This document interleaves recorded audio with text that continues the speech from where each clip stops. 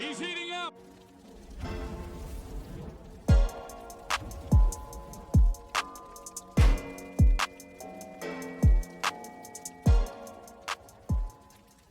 All right, so Masai Ujiri is about to give us an explanation, no matter how trash it is, about why he fired Nick Nurse. Was there one thing that tipped you to this point? It's a good question, Doug.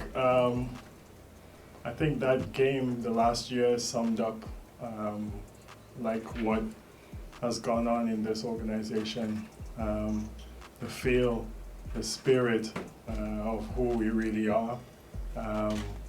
It's been very disappointing for us, and we want to gain our momentum back as a team. Togetherness, all the things that I think culture we have stood for here, I think we lacked this year. Did you see that eroding over time, or did it just sort of pop up in the last month of this season? Well, you could see it throughout the year. There was never that full excitement. There was never that full spirit. There was never that feel of like togetherness.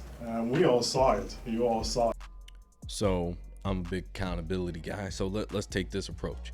Maybe there wasn't a feel of togetherness and a sense that they were acting as a team because their president of basketball operations had been entertaining jobs all across the NBA for the past couple seasons.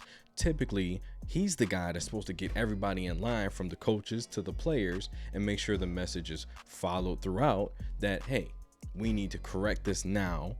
We need to fix this now. We need to get on the same page. What I'm hearing is Nick Nurse was a scapegoat, because if that's the situation, what you need to do as the president of basketball operations is make changes to your roster, considering the 3 draft picks you could have got for trading OG Anunoby, considering the Kevin Durant trade that was on the table that you didn't want to let go of Scotty Barnes. I'm sorry, but if I have a generational talent, if I have a sense that, you know what, I could pair Kevin Durant with Pascal Siakam, pair him with Fred VanVleet, maybe we could make another run at a championship. It's not like you haven't seen them do it before, considering the fact that you knew that you were getting Kawhi Leonard for a 1-year rental. You still pulled the trigger on it. Turns out you won an NBA championship, effectively ending the Golden State Warriors streak of getting to the NBA Finals that year. Now, let's talk about Nick Nurse. All right. You fired Dwayne Casey that same offseason. He's voted the coach of the year. So you look stupid on that end. You bring in Nurse. Okay. You win the NBA Finals. The next year, you come back. You're in second place. Even without Kawhi Leonard, you're still a really good team. 53-29, second place in the Eastern Conference. The following season, all right, your starters are injured and not healthy so much. Kyle Lowry, he only plays 46 games. Pascal Siakam, he plays 56. Fred VanVleet, he plays 52 games. You're obviously going to struggle. You're not in the playoffs. The following year, everybody's healthy, playing well. Kyle Lowry isn't there, but the rest of the guys, they're healthier. They're playing well. You get the 5th seed in the playoffs. You lose to the Sixers. I'm okay with that. The following year, you're in 9th place. I'm not understanding where the cause to fire Nick Nurse comes into play in, because if I'm not mistaken, he's only been there for 5 seasons and you have a championship. So the 5 seasons he's been there, you have a championship, and that's more than you've had for the rest of the coaches that you have your entire time being in Toronto. All right.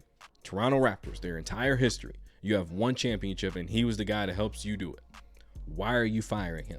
If you look at other organizations, I'm a Heat Nation guy. Love the Miami Heat. Who do you think I'm going to bring up when we talk about culture? When we talking about identity, when we talk about togetherness? I'm talking about Pat Riley. Pat Riley sets the tone for the players, the coaches, the GM, the general manager, the other personnel in the front office. He sets the entire tone for the organization. The reason why he is in that position that he's in is because he demands that from his organization. We call it culture. All right, that's what everybody likes to call and point to that word. They call it culture. But Pat Riley is the guy that sets the tone for that. President of basketball operations. Oklahoma City Thunder. They have not consistently been in the playoffs since Russell Westbrook left. But yet Sam Presti, president of basketball operations, he drafts well. He puts guys on the team that are going to fit well. He has a good coaching staff in place that develops them. That's what he does. San Antonio Spurs, Greg Popovich has been there for a number of years. Not once does anybody come calling for his job because of the last 2 or 3 seasons they've been struggling. Not a single person calls for his job. Why?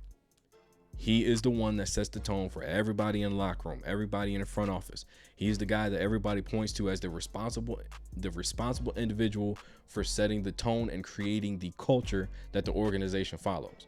Masai Ujiri has misunderstood his assignment. It's not Nick Nurse's fault that they didn't play well this year. You had opportunities to move on from guys, trade guys that voiced that they probably didn't want to be there, a la Pascal Siakam, and you could have got some new players in, could have got the right pieces in. You have young players there. You have Precious Achiuwa, Scotty Barnes, Fred VanVleet is still young, OG Anunoby, Pascal Siakam. You pick 1 or 2 of those guys, ship them out, get some draft picks. You send 1 or 2 of those guys out, you come back with Kevin Durant. We're probably looking at a conference finals appearance, because a lineup that features Kevin Durant and Pascal Siakam, their size, their athleticism, their skill set for how tall they are. I think Pascal's 6'11", 7 feet tall, so is Kevin Durant. That's a pretty tough front line to beat, and you add in Scotty Barnes being 6'10", even though you might have to trade him. Hey, whatever the case may be, mix and match, it doesn't matter. If you get the right pieces, all of this goes away.